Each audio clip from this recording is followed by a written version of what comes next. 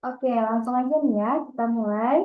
Bismillahirrahmanirrahim. Assalamualaikum warahmatullahi wabarakatuh. Waalaikumsalam warahmatullahi wabarakatuh. Ya, salam sejahtera ya untuk kita semua. Gimana kabarnya ini adik-adik? Semoga semua dalam keadaan sehat walafiat ya. Nah, sebelum kita mulai kegiatan hari ini, ada baiknya kita berdoa terlebih dahulu agar diberikan kelancaran dan kemudahan adik-adik dalam proses belajar ya. Berdoa dimulai. Bismillahirrahmanirrahim. Selesai. Oke. Terima kasih telah bergabung dalam kegiatan Smart Art Reading hari ini ya. Sebelumnya perkenalkan, nama kakak Kak Intan. Hari ini Kak Intan yang akan menjadi moderator nih dalam kegiatan Sugar atau Smart Upgrading Batch 12 untuk sesi ini ya. Nah, pada kesempatan kali ini seperti biasa kita akan membahas tema yang sangat penting nih, yaitu membongkar rahasia soal TPS SNBT. Nggak bosan-bosan ya. Nah, strategi dan tips lulus dengan nilai maksimal, di mana nantinya kita akan mengasah kemampuan dengan pendekatan soal-soal SNBT UTBK dan juga bongkar-bongkar trik nih gimana caranya jawab soal-soal SNBT UTBK dengan cepat dan akurat. Nah, Smart Upgrading ini ya bertujuan untuk mempersiapkan adik-adik dengan lebih baik menghadapi tes SNBT UTBK, memahami format dan jenis soal yang akan dihadapi, serta meningkatkan strategi dalam menjawab pertanyaan dengan efektif ya. Nah, Sugar hari ini kita akan dibimbing langsung dengan Kak Anggi lagi nih ya. Kita sapa dulu. Halo Kak Anggi. Halo Kak Intan, Oke, gimana nih Kak Anggi kabarnya? kabar baik Alhamdulillah. Kak Intan gimana kabarnya? Alhamdulillah, baik ya. Siap nih ya kita panasin adik-adik dengan soal-soal hot bimbel Khalifah ya Kak. Ya siap dong. Oke ya. Nah, oke Kak Anggi langsung saja ya kepada Kak Anggi. Silakan. Oke baik ya kakak buka dulu. Assalamualaikum warahmatullahi wabarakatuh. Wow. Oke jadi ketemu lagi ya sama Kak Anggi di batch yang hari ini ya. Untuk hari ini kita bahas tentang soal pengetahuan kuantitatif. Tapi kakak mau cek sound dulu deh. Gimana kabarnya adik-adik? Oke, semoga dalam keadaan baik ya. Jadi hari ini kita mau bahas soal TPS khusus tentang si pengetahuan kuantitatif dan nanti ada 3 soal terakhir itu tentang si penalaran matematika gitu ya. Oke, kita langsung saja lihat soalnya. Nah, ini soal-soalnya kakak ambil dari UTBK tahun 2024 ya. Artinya ini soal-soal terbaru yang akan kita bahas. Nah, soal nomor 1, di sini ada urutan bilangan yang ini nih, dari yang terkecil ke terbesar adalah, oke, jadi kalau kita mau mengurutkan bilangan pecahan gitu ya, apalagi ada persen-persenannya, gampangnya itu adalah kita ubah dulu dia ke dalam bilangan desimal atau bilangan koma. Gimana caranya? Nah, eh, ada beberapa pecahan istimewa yang nanti adik-adik bisa langsung hafalkan aja. Misalnya kayak 1/4 itu sama dengan berapa? Oh, ternyata sama dengan 0,25. Terus ada nanti yang 1/5 itu berapa? 0,2 dan seterusnya. Nah, kebetulan di sini ada 1/8. Jadi 1/8 itu adalah salah satu dari pecahan istimewa. Ya, 1/8 itu nilainya berapa, Dek? 0,125 gitu. Ya, Kak, tapi kalau misalnya saya nggak hafal si bilangan pecahan istimewa ini gimana Kak caranya? Jadi caranya gini aja deh. Ini kan ada 1/8 ya. Kalau 1/8 itu artinya 1 dibagi dengan 8. Jadi kita buat gini aja. 1/8 ya. Sama dengan berapa? Nah, 1 itu kan nggak bisa dibagi sama 8. Nah, kalau nggak bisa berarti apa? Kita tulis di sini 0, di sininya kita munculin 0. Ya, berarti 10/8. Berapa 10/8? Oh, ternyata 1. Tulis 1.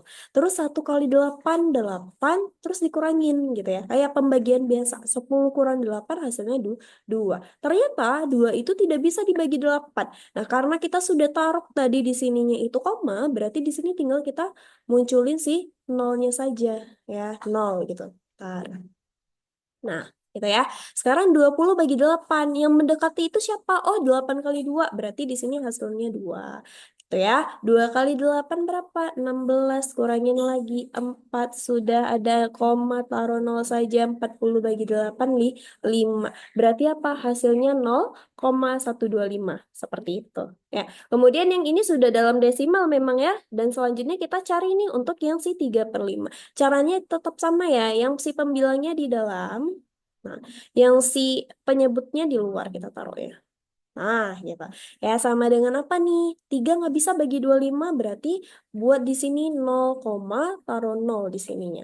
30 bagi 25 berarti. Berapa 30 bagi 25? 1. Ya kan? 1 kali 25. Ya, 25. Terus kita kurangin nih. Nah, 30 kurang 25, 5. Gitu. Nah, karena kita sudah taruh 0 di sini, taruh koma di sini ya, berarti di sini tinggal kita munculin nolnya saja. 50 bagi 25. Berapa? 2. Berarti nilai dari 3/25 ini adalah 0,12. Ya, setelah itu kita ngapain lagi? Baru kita urutin ya dari yang paling kecil. Nah, kalau misalnya kita lihat di sini ternyata ada yang si 12,25% nih, Dek. Kalau persen berarti dia per 100. Nolnya ada 2 kalau 100 ya kan? Per, berarti kita jalannya ke kiri. 2 langkah karena dia nolnya ada 2. 1, ya. 1, 2, koma. Gitu. Berarti ini nilainya adalah 0,1225. Nah, baru kita urutin ya. Yang paling kecil berarti siapa? Ini dong ya kan? Nah, yang ini paling kecil. Gitu. Terus yang kecil kedua siapa di sini? Kalau yang ini siap 1, 2, siap 2, 5, siap 1, 2, siap 2, 5, siap 1, 2, siap 2, 2 lagi. Oh, oke. Berarti yang kecil kedua itu yang si 12,25% ternyata. Ya, kemudian apalagi kita lihat, oke, langsung aja nggak sih kita lihat dari opsinya ya kan? Nah, di sini udah enggak ya, karena tadi yang paling kecil itu sih 3/25. Ini juga enggak, ini enggak. Antara D sama E. Siap si 3/25, terus yang paling kecil lagi ternyata si 12,25%. Jadi langsung aja yang ini ya. Hah, pas ya. Karena apa? Karena yang E ini setelahnya si 1/8. Langsung aja jawabannya yang D. Begitu. Oke? Semoga bisa ya. Jadi kalau kalau misalnya mau mengurutkan bilangan pecahan atau bilangan persen gitu ya, kita ubah dulu dia ke dalam bilangan desimal seperti itu. Oke, semoga paham ya. Kemudian kita next ke soal yang kedua. Nah, soal yang kedua ini salah satu soal pengetahuan kuantitatifnya ini ya. Di sini ada setengah lingkaran berada di dalam persegi ABCD dengan panjang sisi 8 satuan bersinggungan dengan AB dan CD seperti gambar. Ya, ternyata apa? Di sini ada AB, ada CD. Yang mana AB? Yang ini. Ya, ini AB-nya, ini sih CD-nya. Ternyata bersinggungan dia. Kemudian garis berada di pertengahan AD. Garis E di pertengahan AD. Oke, ini ada garis AD-nya. Kemudian di sini ada si E-nya di tengah-tengah ya. Kemudian EF menyinggung lingkaran di H. Si EF ini ya, dia menyinggung lingkaran di H. Nah, ini katakanlah si titik H-nya gitu ya. Ini ada si titik H. Kemudian ternyata si EG-nya yang ini nih, dia menyinggung lingkaran di titik I. Nah, gitu. Oke, pertanyaannya adalah luas segitiga EHI. EHI. Oke, berarti gimana ya? Ya udah deh, langsung aja kita hubungkan si HI-nya. Nih ya, ini kita hubungin dulu ke bawah. Kayak gitulah ya. Nah, jadi ini udah kelihatan nih segitiga EHI. Ya, kemudian gimana nih caranya kalau misalnya kita mau menentukan si luas segitiga? Ya kan, luas segitiga itu rumusnya apa? Setengah kali alas kali tinggi. Ya, alasnya siapa nih? Nggak tahu kita siapa, ya kan? Kalau alasnya ini sah-sah aja. Kenapa? Karena ini langsung tuh kita sama kayak si sisinya persegi, yaitu 8 gitu ya. Tapi ternyata alasnya ada di sini. Berarti gimana cara kita? Jadi caranya adalah kita harus menarik garis bantuan di sini ya. Nah, coba andaikanlah ini nih adalah si pusatnya lingkaran. Nah, ini pusat lingkarannya. Misalnya aja si O. Ya. Kalau kita hubungkan nih si E ya, si E ke O, nah, gitu ya. Berarti kalau kita lihat E ke O itu panjangnya berapa? Ya sama aja dengan si DC, sama aja dengan si sisinya persegi. Tadi sisi persegi itu adalah 8 satuan gitu ya. Ini berarti 8, si EO ini juga adalah 8 gitu. Oke, kemudian kalau misalnya kita perhatikan ya O ke H yang ini ya. Nah, O ke H itu sama dengan jari-jarinya lingkaran. Nah, coba deh perhatiin deh. Kalau misalnya ya jari-jari lingkaran itu ya kan yang OH itu kan berarti sama aja ya dengan si OB ya. Karena O ini dia terletak di tengah-tengah BC berarti OB itu apa? Setengahnya si BC ya. BC ini adalah sisinya persegi, panjangnya 8 gitu ya. Dari sini kemari itu panjangnya 8 juga. Berarti kalau misalnya OB itu panjangnya berapa? 4 gitu ya, setengahnya. Berarti kalau di sininya 4, ininya juga 4. Oke, yang ininya 4 nih. Nah, sekarang ya kita bisa lihat yang OHE itu ternyata apa? Terbentuk yang namanya segitiga siku-siku. OHE itu segitiga siku-siku, ya kan? Nah, sekarang kita perlu apa sekarang nih? Perlu cari ini dulu nih, si EH-nya. Ya, gimana cara cari si EH-nya? Nah, yang segitiga ini ya, kalau misalnya kakak drop, itu dapatnya seperti ini.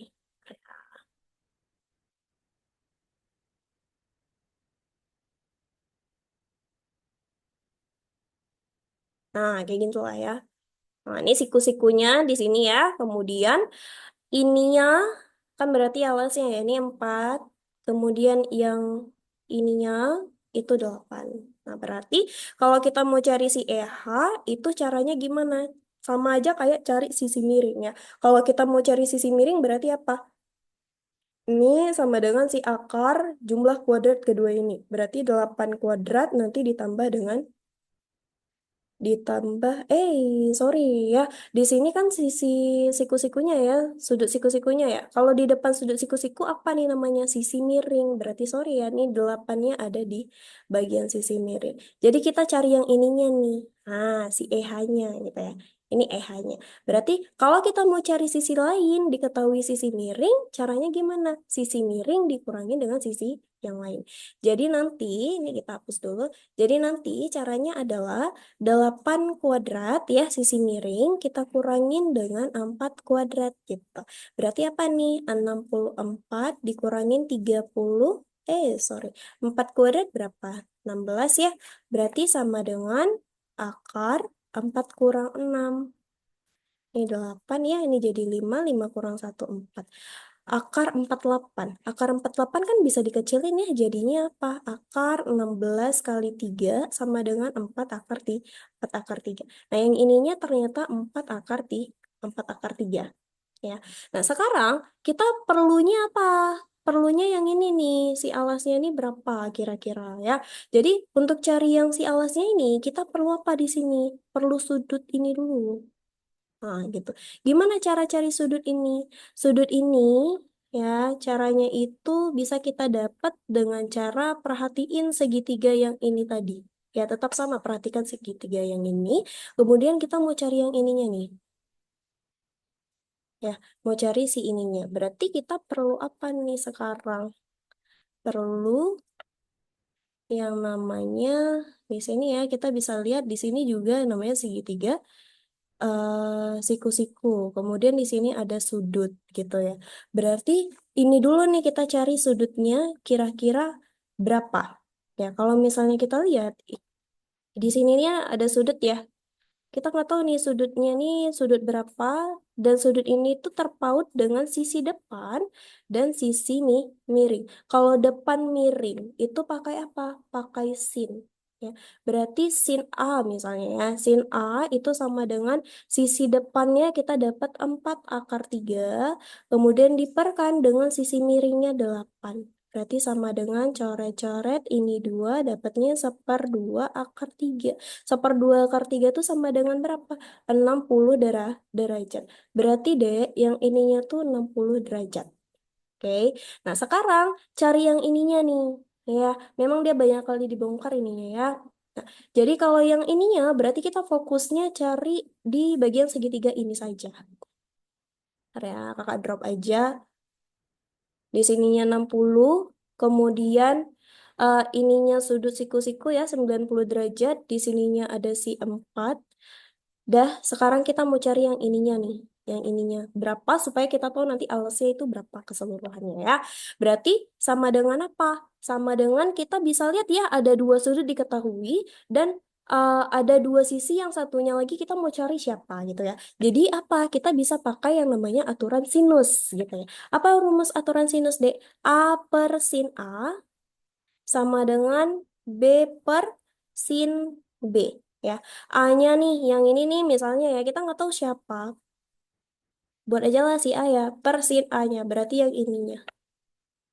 Gitu ya. Sin 60 sama dengan si B-nya nih. Si B-nya 4 per sin B, depannya. Di sininya. Ya, sin 90. Sin 90. Berarti dapatnya apa? A per sin 60 1/2 akar 3 sama dengan 4 per sin 91 ya kan. Berarti munculnya ini A kali 1 kali silang aja, berarti A kali 1A sama dengan 4 kali 1/2 akar 3, berarti dapatnya 2 akar 3. Ya.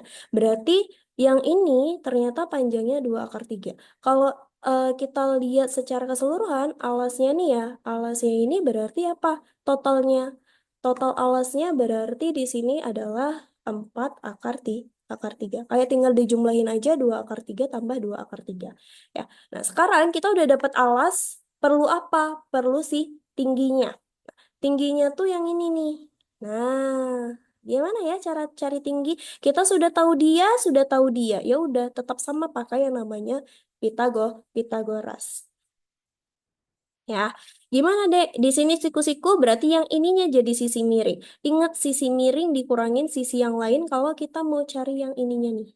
Ya, berarti apa? Si 4 akar 3 ya kuadrat dikurangin dengan sisi yang lainnya nih, yang ini ya. 2 akar 3 kuadrat. Satu ya. Sama dengan, nah, 16 kali 3 48 kurang 4 kali 3 12. Berarti dapatnya nih 8 kurang 2 6. Kemudian 4 kurang 1 3. Ya, ternyata kita peroleh 6. Ini tinggal dimasukkan aja ya. Berarti luas segitiganya sama dengan setengah kali 4 akar 3 kali 6 nih coret-coret 6 bagi 2 3 sama dengan 4 kali 3 12 jadinya 12 akar 3. Jadi kita dapatnya yang E gitu ya. Jadi kalau ada soal seperti ini harus dipahami yang namanya si aturan sinusnya gitu ya. Nanti ada kasusnya lagi yang pakai aturan kosinus. Jadi kalau bisa sudah mulai dikatamkan antara si pengetahuan kita tentang aturan sinus dan kosinus gitu ya. Sama sering-sering beda-beda si bangun datarnya aja. Oke, kemudian kita next ke soal nomor 3. Nah, soal nomor 3 di sini ada dibilang ya, fungsi f dan g didefinisikan dengan ini dan gx-nya dia nih ya.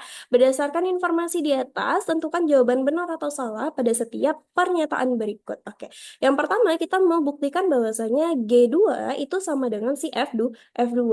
Nah, setelah kita lihat dari fungsi yang dikasihnya ya di sini fx-nya sudah jelas nih, ada fungsinya langsung ya. Sedangkan si gx-nya ternyata terpaut atau tergantung dengan si f x tambah 2. Berarti apa? Caranya kita cari dulu si gx-nya nih ya.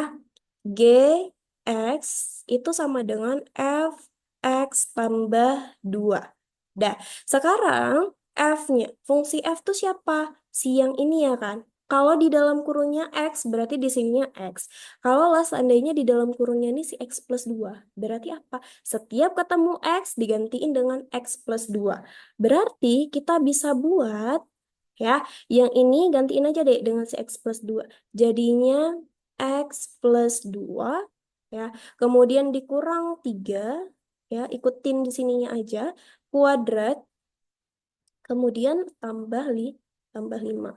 Berarti sama dengan, apa nih? X 2 kurang 3. Min 1 kuadrat tambah 5. Gitu. Oke, itu si G ininya ya, GX-nya ya. Nah, sekarang kita mau cari nih G2-nya. G2-nya kira-kira berapa gitu ya. Kita lihat dulu di pernyataan satu, berarti G2 apakah sama dengan si F2? G2-nya nih berarti setiap X digantiin dengan 2 aja.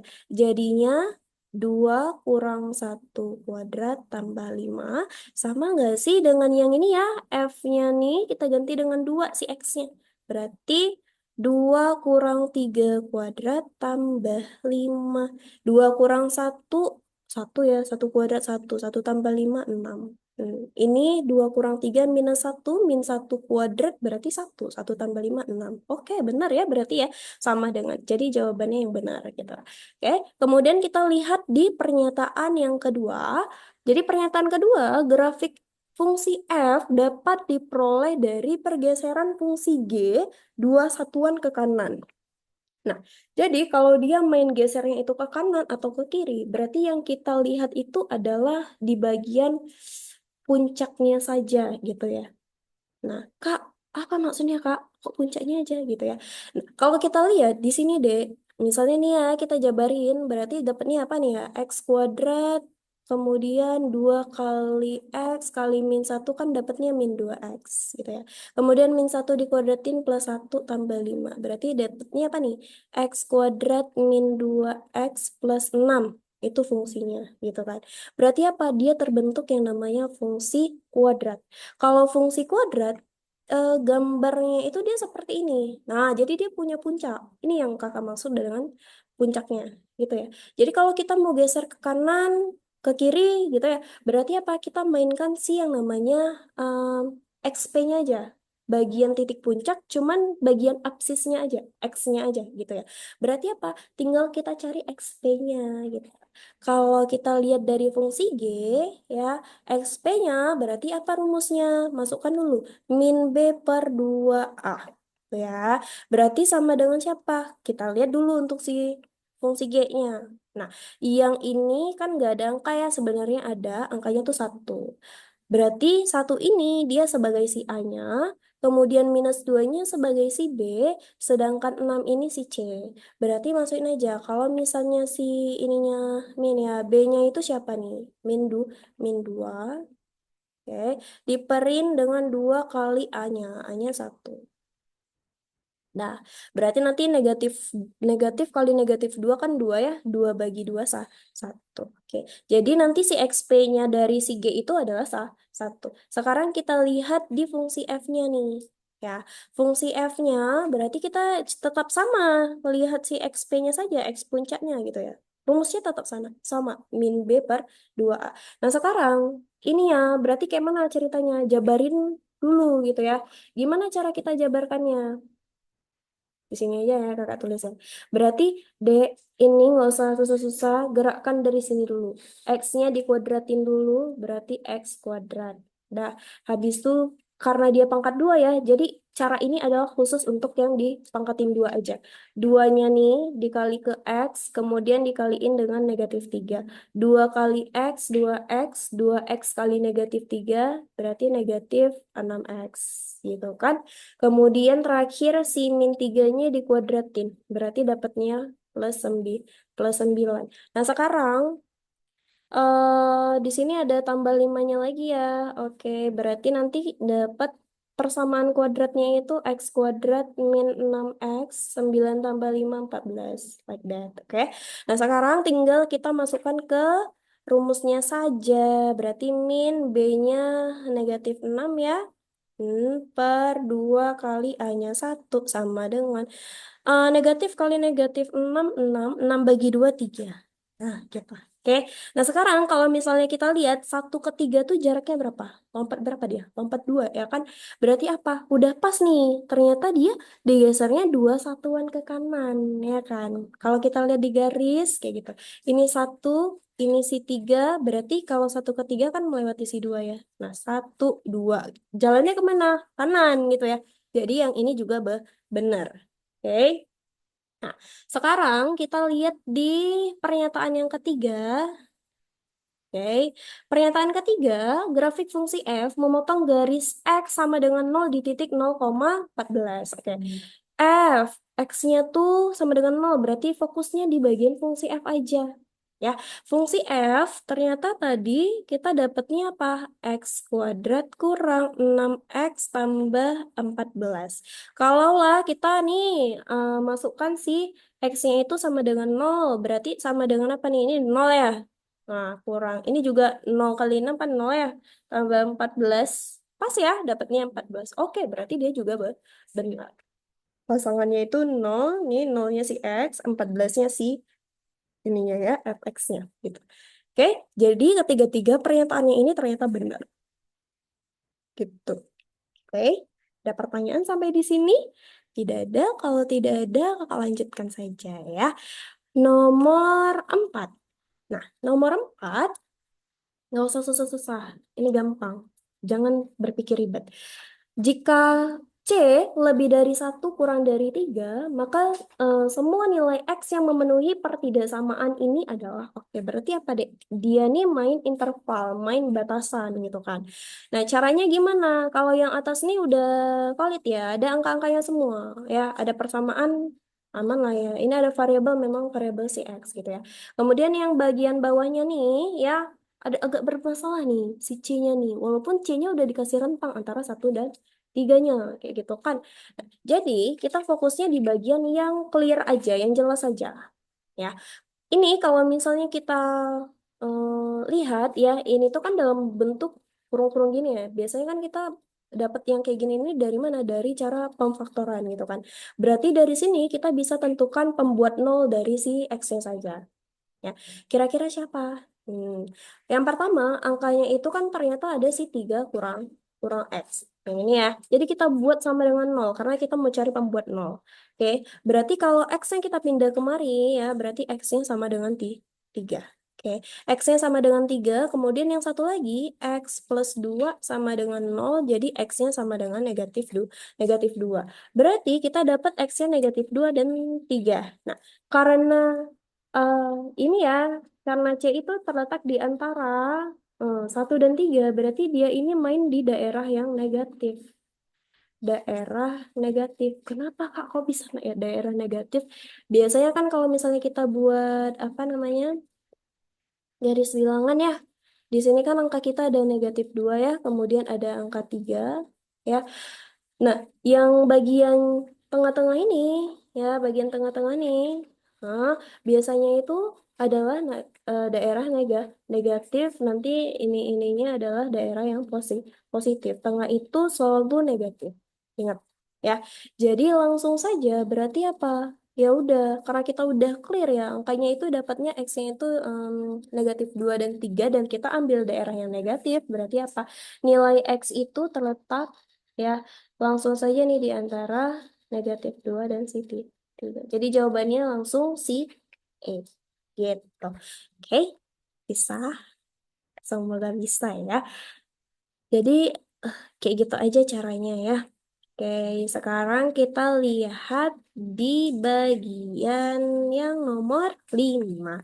Nah, nomor 5, fx-nya sama dengan 5c kurang x. Untuk suatu inverse f pangkat min 1 ya sama dengan yang memenuhi f pangkat min 1, 3 plus c kuadrat sama dengan 3. Berdasarkan informasi yang diberikan, manakah hubungan antara kuantitas P dan Q berikut yang benar? Oke.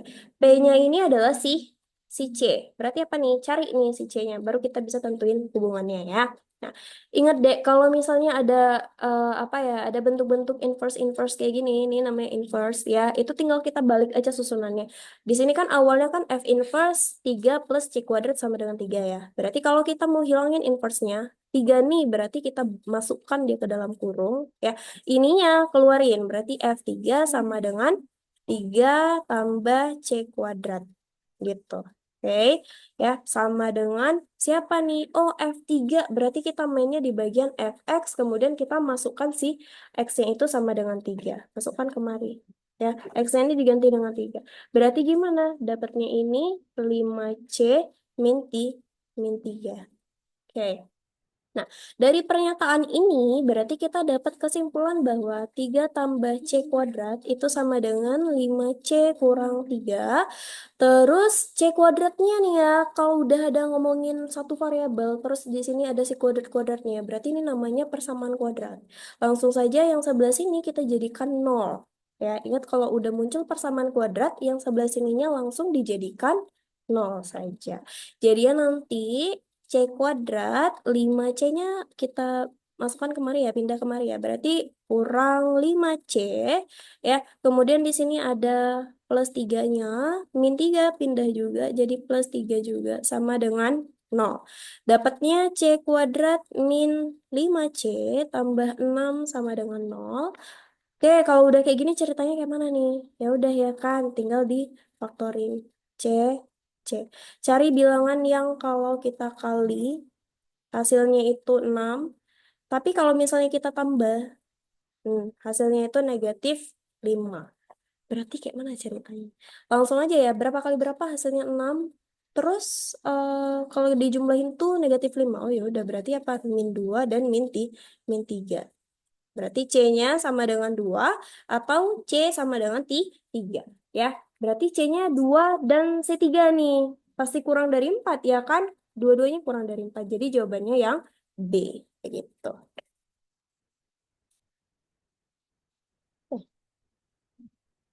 Ya. Kemudian kita next di soal nomor 6. Diketahui f akar x sama dengan x kurang 2 dan gx-nya itu 2x plus 1 dan hasil dari f bundar g 1 sama dengan a. Oke. Kalau misalnya ada f bundar g ya X gitu ya. X dulu deh, jangan satu dulu. Ini itu maksudnya apa? F-nya dimasukkan atau disubstitusi oleh si GX gitu ya. Berarti apa? Kita harus tahu nih fungsi F yang betul-betul aslinya tuh siapa. Ya. Dan di sini ternyata kita diketahuinya itu F akar X, bukan fx-nya langsung. Berarti apa? Kita cari dulu fx-nya itu siapa. Ya. Di sini ada F akar X sama dengan X kurang 2. Yang ini misalkan dulu dengan sesuatu. Katakanlah si Y gitu ya. Berarti Y sama dengan akar X. Kita mau cari X-nya aja. Hilangin akar. Berarti di sini muncul kuadrat. Berarti X-nya sama dengan Y kuadrat. Ya. Nah, setelah itu kita cari lah ya yang si fungsi aslinya, berarti yang si akar X itu diganti dengan si Y. Gitu ya. Karena tadi kita sudah misalkan X-nya ini siapa? Si Y kuadrat. Terus kurang 2. Karena kita mau cari fungsi fungsi yang X gitu kan, berarti Y-nya langsung diganti aja dengan X. Jadi fx sama dengan X kuadrat min 2. Ya. Nah, sekarang ternyata fungsi f-nya itu dimasukkan oleh si gx gitu. Berarti apa nih ceritanya? Langsung aja f-nya ini kan yang variabelnya ada di x ya. X ini kita gantikan dengan yang si gx-nya nih, 2x plus 1. Berarti dapatnya apa? 2x plus 1. Ya, gantiin ke sini. Kuadrat. Terus kurang 2. Sama dengan, langsung aja nih. Kita kuadratin dulu nih, yang ini dulu pertama. Ya, 2x dikuadratin berarti 4x kuadrat. Kemudian duanya nih ya, kaliin ke sini, kaliin kemari. 2 kali 2x, 4x kali 1 berarti 4x. Kemudian 1 kuadrat 1 kurang 2. Sama dengan 4x kuadrat plus 4x negatif 1. Nah, yang ditanyakan itu apa? F bundar G 1 gitu kan. Berarti nanti setiap X itu kita gantikan dengan 1. Jadi nanti 4, 1 kuadrat tambah 4, 1 kurang 1. Sama dengan nih 4 tambah 4 8. 8 kurang satu tuh 7. Berarti yang ini ya kita dapatnya 7. Jadi P itu juga kurang dari si T. B jawabannya. Gitu. Oke, kemudian kita next ke soal nomor 7. Nah, soal nomor 7 sampai 10 ini udah termasuk ke dalam soal PM ya. Jadi kita perhatiin satu teks. Jadi teks ini dia berlaku untuk soal-soal berikutnya. Jadi nggak cuman di satu soal saja ya. Kita lihat dulu di pertanyaannya nih. Jika Chandra berjalan kaki dari kota B ke kota D secara langsung tanpa melalui jalan raya, jarak terdekat yang ditempuhnya adalah, oke, kalau udah ngomong-ngomongin jarak terdekat, berarti langsung dihubungin aja titik-titik yang bersangkutan. Kita lihat aja ya. Eh, Andi mengemudi mobilnya dari kota A dan Banu mengemudi sepeda motornya dari kota C. Oke ya. Jarak A dan B adalah 80 kilometer.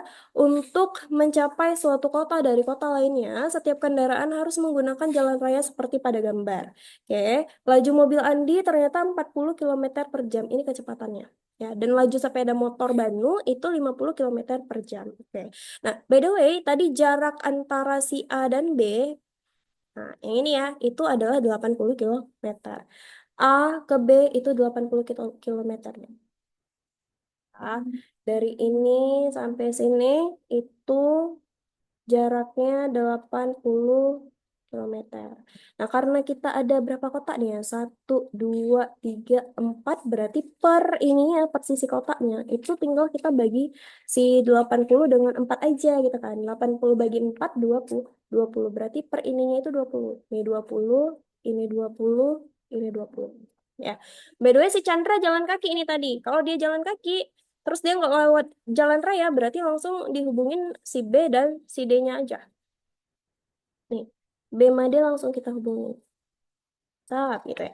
Kalau kita lihat nih, ini, ini, terbentuk apa namanya? Segitiga siku-siku. Udahlah, kalau udah segitiga siku-siku, langsung aja cari pakai Pitagoras gitu kan.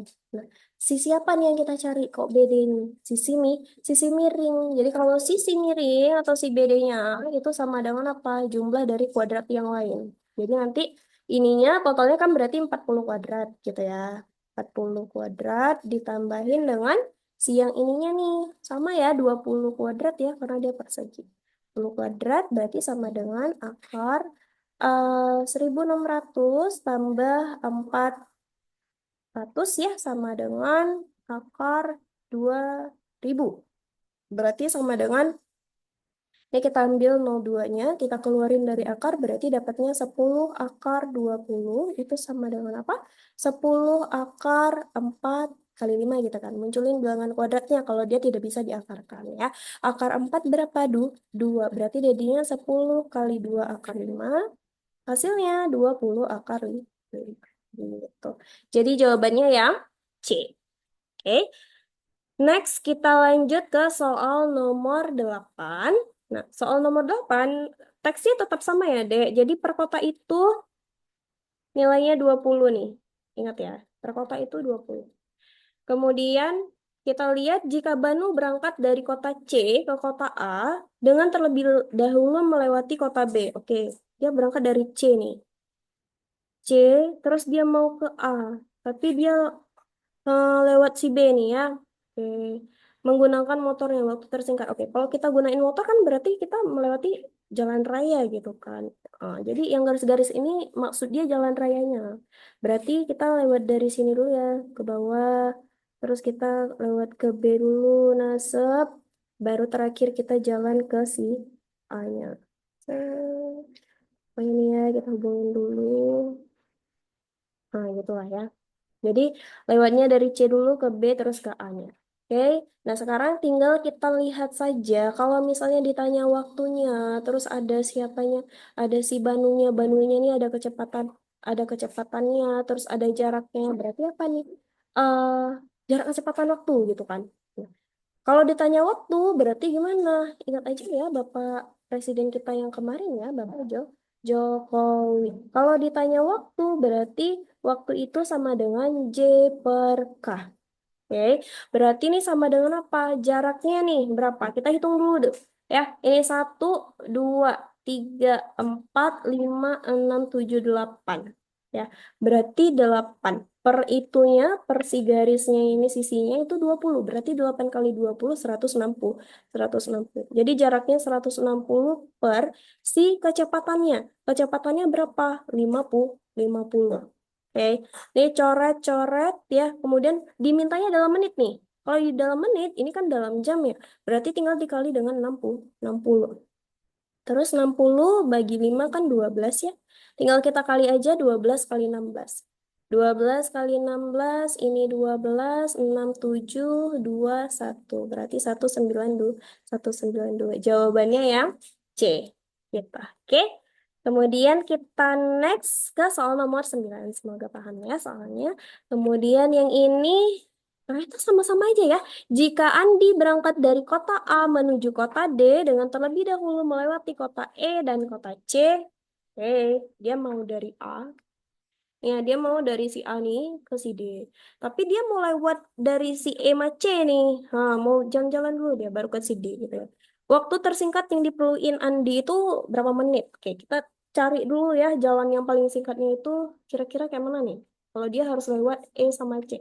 Ini 1, 2, 3, 4, 5, 6, 7, 8, 9, 10, 11. Kalau kita lewat dari kayak gini, 1, 2, 3, 4, 5, 6, 7, 8, 9, 10, 11. Sama ya? 1, 2, 3, 4, 5, 6, 7, 8, 9, 10, 11. Oh sama, berarti apa? Tetap 11 jarak yang dia pakai ya. Berarti jaraknya itu kan ada 11 kali sisi ya yang kita lewatin ya. Berarti 11 kali 20 saja dapatnya 220. 20. Oh ini kakak tulis dulu deh. 11 kali 20. Karena per kotaknya itu 20. 11 kali 20, 220. Oke. Nah sekarang karena si Andi nih yang berangkat ya. Berarti kita pakai yang si kecepatannya Andi. Kecepatannya Andi berapa? Mana ya tadi ya? Nih, Andinya itu berangkatnya kecepatannya 40 km/jam. Ditanyain menit juga nih. Berarti kalau menit waktunya itu sama dengan si jarak per kecepatan. Sama dengan 220 per 40 coret-coret ya. Terus apa nih ya? Dikali aja dengan si 60 karena dimintanya dalam menit. 60 bagi 4, 15. Berarti 15 kali 22. 22 kali 15, ini 10, 10, 11, ya 2, 2. Dapatnya berarti 3, 30 ya. 3, 30. Selesai. Berarti 330 menit. Oke. Nah, sekarang kita ke soal nomor terakhir. Soalnya masih sama nih, masih tentang gini-gini juga ya. Nomor 10, Andi dan Banu berjanji untuk bertemu di kota E. Oke. Orang ini mau ketemunya di sini nih, di E. Terus Andi berangkat dari A pada pukul 7 agar Banu yang berangkat dari kota C dan tiba di kota E pada waktu yang sama dengan Andi. Banu perlu berangkat pukul berapa? Berarti apa nih ceritanya? Kita harus cari tahu dulu nih waktunya si Andi di perjalanannya itu berapa lama. Oke. Berarti apa? Langsung aja ya. Berapa lama? Pokoknya berapa lama si Andi di perjalanan, sampainya jam berapa. Nah, sampainya nih juga kita pakai untuk si Banu. Soalnya orang ini sampainya sama gitu kan. Oke. Berarti kita lihat aja waktunya ya kita mau cari ya. Orang ini dari A nih, si Andinya dari A, dia mau ke E. Berarti berapa langkah nih ya? 1, 2, 3, 4, 5 nih. 1, 2, 3, 5 juga ya. Berarti jaraknya yang dipakai Andi, jaraknya si Andi gitu ya, si A, itu sama dengan 5 kali 20 sama dengan 100. Oke. Nah, terus kecepatan si Andi tadi berapa ya?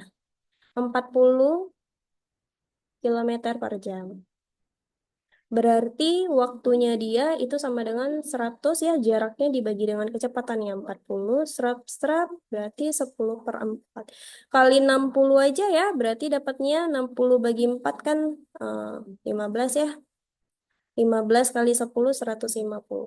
Kalau 150 itu berarti 2 jam 2 jam 30 menit. Oke. Kalau dia berangkat jam 7.00, terus dia selama perjalanan membutuhkan waktu 2 jam 30 menit, ya. Berarti dia itu nyampainya jam 9.30. Oke. Nah, jam 9.30 ini juga si Banunya nyampe. Oke. Nah, sekarang kita cari dulu nih waktunya si Banu itu, dia berangkatnya itu pukul berapa kalau dia sampainya itu jam 9.30. Oke. Tetap sama ya caranya. Jarak si Banunya B ke tunggu, si Banu itu berangkatnya dari si C nih. Nah, dari sini dia mau ke E. Cari yang jaraknya itu paling dekat. 1, 2, 3, oke. 1, 2, 3, oke. 1, 2, 3. Tetap 3 ya. Berarti apa, Dek? 3 kali 20 sama dengan 60. Nah, terus ada kecepatan si Banunya adalah 50. Berarti waktunya itu sama dengan 60 ya. Jaraknya per 50 dikali dengan 60. Oke, coret-coret. 60 bagi 5, 12. Terus 12 kali 6 ya. 21. Berarti ini 72. 72. 72 tuh artinya apa? Ini 1 jam 12 menit. Nah, karena kita mau cari waktu dia berangkat, berarti apa? Waktu tibanya nih kita kurangin waktu yang dia gunakan selama perjalanan. Jadi jam 9.30 ya, waktu sampainya dikurangi dengan 1 jam 12 menit. Ini 18, ini 8. Berarti dia berangkatnya pukul 8.18. Gitu. Oke. Mungkin sampai di sini aja ya pertemuan pembahasan soal kita untuk kali ini ya. Nanti boleh dilihat-lihat lagi penjelasan kita ya. Kalau kayak gitu kakak kembalikan ke Kak Intan. Silakan Kak Intan. Enggak. Oke, terima kasih banyak Kak Anggi. Wah, luar biasa ya, sangat bermanfaat bagi adik-adik yang mau persiapannya itu SNBT UTBK ya. Nah, di sini sebelum kakak tutup, ya, kakak mau kasih nampak dulu nih program-program yang cocok buat adik-adik ya, mana tahu masih ada yang masih bingung nih mau sekolah kedinasan atau masuk ke PTN gitu ya. Nah, buat yang masih bingung, jangan khawatir karena di Bima Khalifah kita punya 4 program yang cocok buat adik-adik kelas 12 nih ya. Ini bisa dilihat di layar. Yang pertama ada program Medical Class. Ya, ada program ini khusus buat adik-adik yang mau masuk kedokteran di universitas favoritnya adik-adik ya. Nah, pembelajarannya kurang lebih sebulan ya adik-adik, intensif 4 sampai 5 kali pertemuan dalam sehari gitu ya. Nah, selanjutnya ada program intensif SNBT. Nah, program bimbingan belajar intensif persiapan ujian SNBT UTBK ya. Biasanya program intensif ini dia dibuka 1 bulan atau beberapa bulan sebelum tes SNBT UTBK ya. Nah, lalu ada program sekolah kedinasan dan alhamdulillah kita sudah mulai ya. Jadi bagi adik-adik yang berminat itu bisa langsung menghubungi Instagram atau nomor official Bimbel Khalifah. Dan yang terakhir ada program SNBT intensif SNBT dini. Nah, bedanya sama intensif ya. Kalau SNBT dini itu belajarnya mulai dari sekarang ya. Mungkin ada adik-adik yang kalau prepare sebulan sebelum ujian kayaknya masih kurang gitu pembelajarannya ya. Jadi bisa banget prepare-nya itu dari sekarang ya, dari awal masuk kelas 12. Nah, bagi adik-adik yang ingin berdiskusi lebih lanjut atau ada yang ingin bergabung dan juga booking seat ini bisa langsung menghubungi ke nomor official Bimbel Khalifah atau bisa langsung cek ke Instagram kita @bimbelkhalifah. Dan juga nih bagi adik-adik yang mau rewatch eh, penjelasan dari Kak Anggi tadi mengenai sugar hari ini bisa langsung cek di YouTube-nya Bimbel Khalifah ya. Oke, terima kasih ya semuanya atas keseruan hari ini. Bimbel Khalifah berharap dengan sugar ini semoga adik-adik dalam merasa lebih percaya diri dan siap menghadapi tantangan ya. Mari kita manfaatkan waktu sebaik mungkin ya. Selagi masih ada waktu panjang ya sebelum nanti tes SNBT UTBK. Kak Intan mau pamit undur diri ya. Terima kasih banyak semuanya. Wassalamualaikum warahmatullahi wabarakatuh. Waalaikumsalam warahmatullahi wabarakatuh.